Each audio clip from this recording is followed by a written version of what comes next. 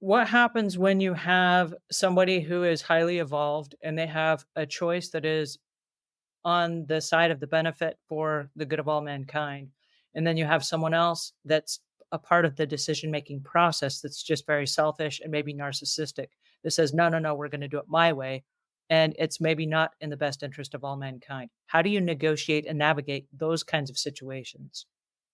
The way our system works is backwards, and we need to have a way of holding people accountable for their responsibilities.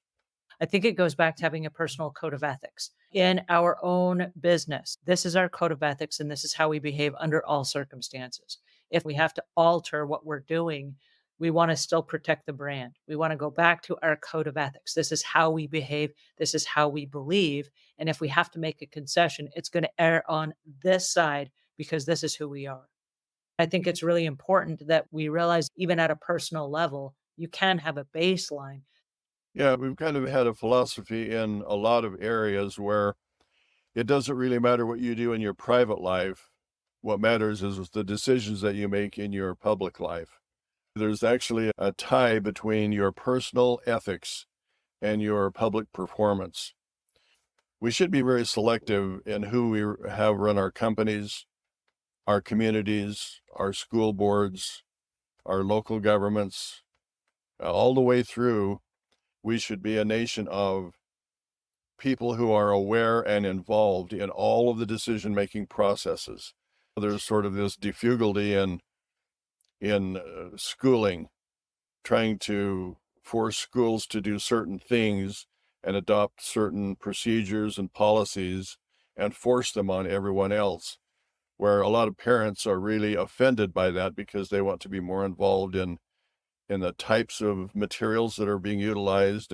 I think we're starting to really see a backlash from society.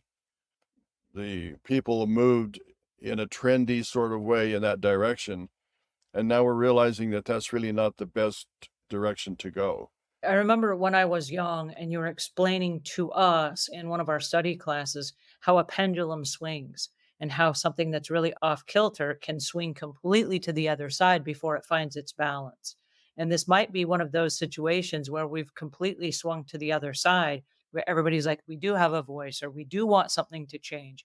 And there may be a swing back before it finds its equilibrium. I do remember you made a really interesting observation that stuck with me for the rest of my life up to this point. And you said money, fame, and power will only make you more of who you are. It's not going to change who you are intrinsically from the inside out. It's only going to expose you or promote you. That's a good principle. Well, it does make us stop and think. And it goes back to, we were talking about leadership. Leaders have a responsibility that the average person doesn't have. And that is the weight of the authority that you carry just in your words. I think you have to be really careful being a leader. Another thing to keep in mind is that there are temporary challenges and there are permanent challenges. What kind of a person you're going to be is a permanent challenge. The reason that we're going through these characteristics is that we're trying to find a solution for the challenge of becoming a better person. The way we do that is to identify every specific characteristic and try to develop that characteristic so that people understand it and they can become aware of that in their life, and it will make them a better person.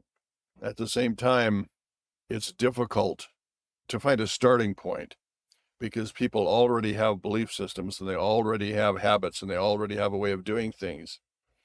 We don't want to have a temporary solution for a permanent circumstance. And we don't want to have a permanent solution for a temporary situation. Each challenge can be a stepping stone or a stumbling block. It can be an opportunity for growth, or it can be a way to keep us limited. That was phenomenal. Thank you for that. I've learned a lot about accepting challenges in a way that helps us grow. I want to encourage everybody that's watching that you leave your challenges in the notes below. I love having Omuugn here to unpack these ideas and concepts with us. Thank you so much for your time today. This was awesome. Thank you for having me. And we'll see you guys again.